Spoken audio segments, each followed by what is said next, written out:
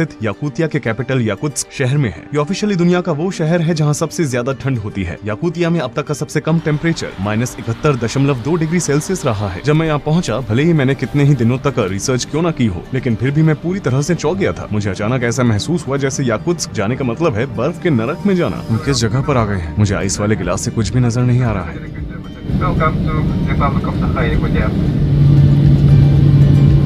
जैसे ही मैंने प्लेन से बाहर की ओर अपना पहला कदम उठाया, मुझे पता था कि मैं तैयार नहीं हूँ।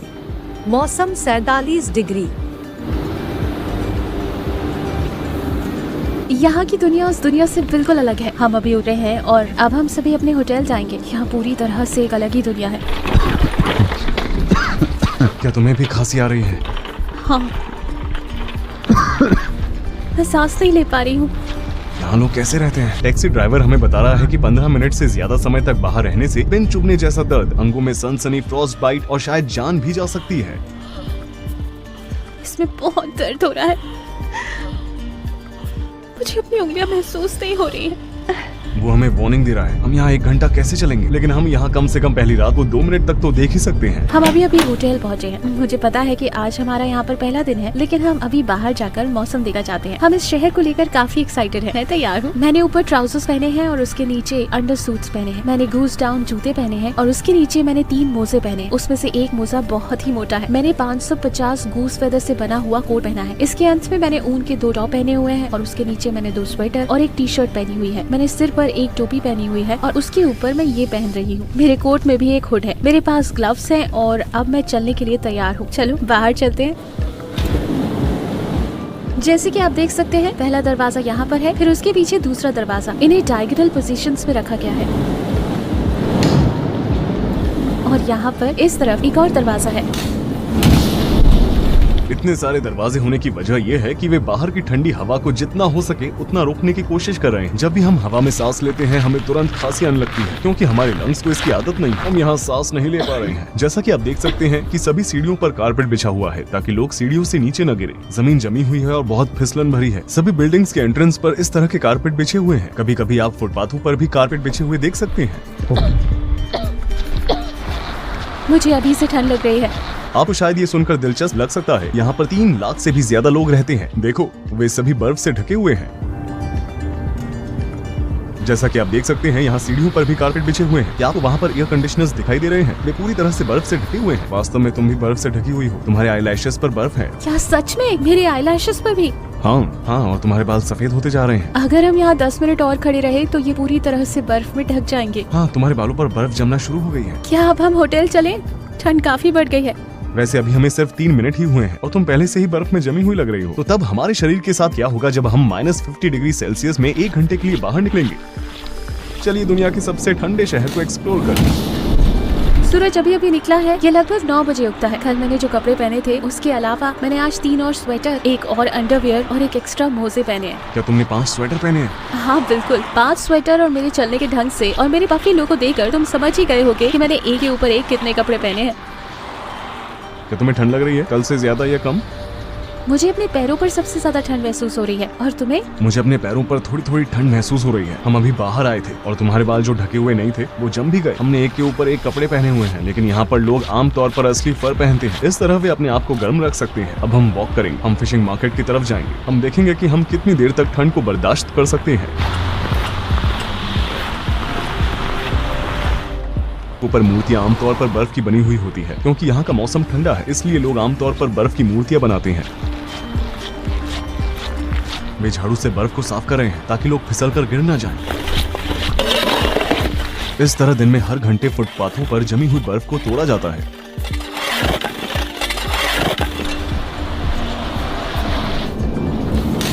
ये सुनने में अजीब लग सकता है, लेकिन भले ही याकुत्स्क रशिया में है, लेकिन फिर भी इसका टाइम जोन ठीक जापान जैसा है। यहाँ देख सकते हैं कि कार पर एक कवर लगा हुआ है। ये कार को गर्म रखा है। देखो, उन्होंने इस छेद से एग्जॉस्ट पाइप को निकाला हुआ है। अगर आप गौर से देखेंगे तो चालू कार में आपको कोई भी दिखाई नहीं देगा। कार में कोई भी नहीं है, लेकिन वो फिर भी चालू है। उसमें से धुआं निकल रहा है। ऐसा इसलिए है क्योंकि अगर कार 20 मिनट से ज्यादा देर रुकी रहती है तो इसका इंजन फ्रीज होने लगता है। फिर मौसम के गर्म होने तक इसका इस्तेमाल नहीं किया जा सकता है। ठंड के मौसम की बात करें तो आप शायद सोच रहे होंगे कि यहाँ लोग लोग कैसे अपने आप को गर्म रखते हैं। पर हर मोहल्ले में नेचुरल गैस बर्निंग सेंटर्स हैं। जैसा कि आप यहाँ देख सकते हैं, बिल्डिंग्स में गर्म पानी पहुँचाया जाता है, इसलिए नेचुरल गैस के बिल उतने ज्यादा नहीं है जितना आप सोच रहे हैं। 4 लोगों के परिवार को बस $25 प्रति माह का भुगतान करना पड़ता है। इन पाइप्स को जमीन के ऊपर बनाने की वजह ये है कि अंडरग्राउंड पूरा बर्फ से जमा हुआ है। हमारे नीचे एक नदी है और वो पूरी तरह से जमी हुई है। इसकी सरफेस पर कई मीटर्स तक बर्फ जमी हुई है। ये स्कूल है, आप खिड़की से आने वाली रोशनी को देख सकते हैं। करंट टेम्परेचर -45 डिग्री सेल्सियस है और स्कूल अभी भी खुले हुए हैं। बच्चे स्कूल जा रहे हैं। यहाँ के स्कूल हमेशा तब तक खुले रहते हैं जब तक कि टेम्परेचर -50 डिग्री सेल्सियस के नीचे नहीं गिर जाता। वहाँ पर एक फिगर बना हुआ है। ये एक लड़का है जिसकी पीठ पर स्कूल का बैग टंगा हुआ है।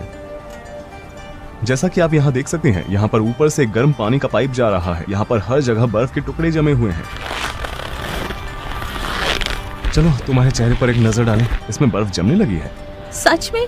हाँ, मुझे लगता है कि सड़क के आगे एक बैंक है। चलो वहाँ चलते हैं और थोड़ी देर आराम करते हैं। यहाँ के लोग जब एक जगह से दूसरी जगह जाते हैं तो वो आमतौर पर बैंक्स या शॉपिंग मॉल में थोड़ी देर रुकते हैं। वो अपने आप को थोड़ा गर्म करने की कोशिश करते हैं और फिर अपने रास्ते चल पड़ते हैं। अब कैसा है? मेरे पैर बुरी तरह से दर्द हो रहे हैं। मुझे ऐसा लग रहा है कि जैसे कोई लगातार मेरे पैरों में सुई चुभ हो रहा है। ठीक है, फ्रेश बाइट की तरफ। मुझे ऐसा भी महसूस नहीं हो रहा है कि मैं धीरे धीरे गर्म हो रही हूँ। तुम्हारा क्या हाल है? मुझे भी कुछ महसूस नहीं हो रहा है।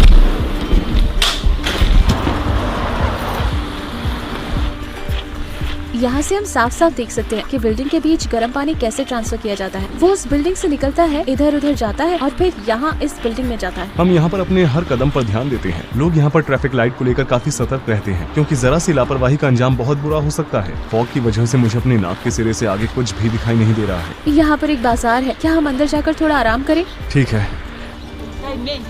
मैं अपने ग्लव्स नहीं पहन सकती क्योंकि मैं अपने हाथों को महसूस नहीं कर पा रही हूँ। खैर, ये बहुत भारी है। Очень многие фотографируются так. पूरी तरह से जमे हुए खरगोश। मुझे अपने हाथ बिल्कुल भी महसूस नहीं हो रहे हैं। देखो क्या हुआ। О, пошли, Гречка. Женщина тут.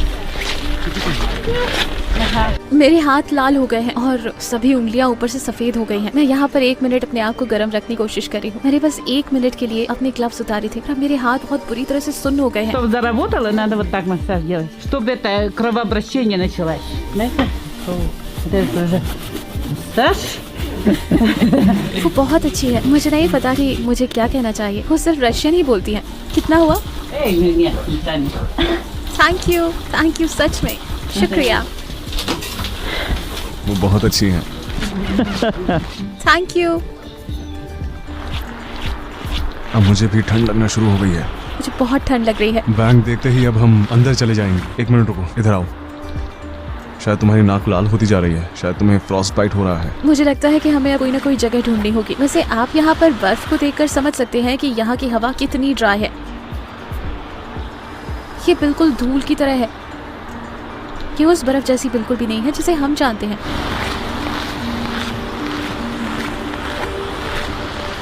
उस बिल्डिंग में क्या है? क्या हम अंदर जा सकते हैं? मुझे बहुत दर्द हो रहा है। ये बंद है। ध्यान से। जगह बंद होने की वजह से यहाँ पर कोई कारपेट नहीं है। चलो सामने चलते हैं। लोग अंदर और बाहर आ जा रहे हैं।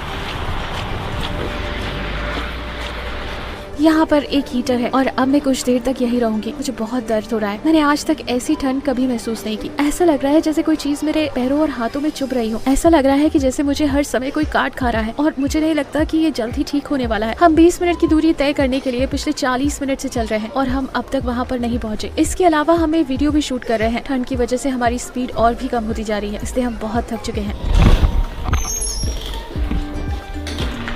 जैसे कि आप देख सकते हैं, यहाँ पर 3 दरवाजे हैं।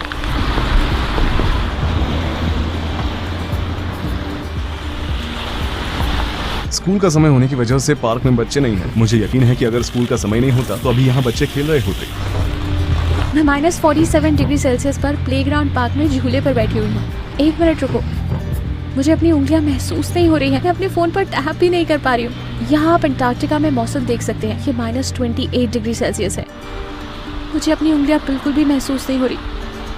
इसमें बहुत दर्द हो रहा है। अपने आप को गर्म रखने के लिए हमें अब कोई ना कोई जगह ढूंढनी होगी। बेहतर होगा कि हम कॉफी या फिर कुछ और पिएं। मुझे बहुत दर्द हो रहा है। बता नहीं सकती कि मुझे इस वक्त कितना दर्द हो रहा है। हमें तुरंत कहीं ना कहीं अंदर जाना होगा। चलो कोई कैफे ढूंढते हैं। आओ फोन पर एक कैफे ढूंढे। क्या वो एक कॉफी शॉप है? तुमने इसे कहाँ देखा था? क्या ये यहाँ से बहुत दूर है? मुझे अच्छा महसूस नहीं हो रहा है। क्या ऐसी कोई जगह नहीं है जहाँ पर हम जा सकते हैं? मुझे बहुत दर्द हो रहा है। मेरे पैर पूरी तरह से सुन्न हो चुके हैं। तुम्हारी उंगली को क्या हुआ? मैं बिल्कुल भी महसूस नहीं कर पा रही हूँ। मुझे बहुत दर्द हो रहा है। क्या सच में? हाँ, मैं अपनी उंगलियों में कुछ भी महसूस नहीं कर पा रही हूँ। इसमें बहुत दर्द हो रहा है। हम बस थोड़ी देर के लिए बाहर रुके और मेरे हाथ सफेद होना शुरू हो गए थे और ऐसा मेरे राइट हैंड में हुआ, इसलिए मुझे कुछ ज्यादा ही दर्द हो रहा है। मुझे बहुत दर्द हो रहा है।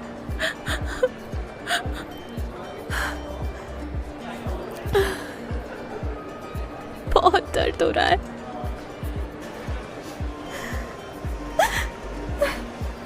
मुझे अपना हाथ दिखाओ। अभी इसका कलर थोड़ा सही है, लेकिन मेरी उंगलियां अभी भी सुन्न है। तुम्हें अब कैसा महसूस हो रहा है? मुझे बहुत दर्द हो रहा है। मेरे हाथ बहुत दर्द कर रहे हैं।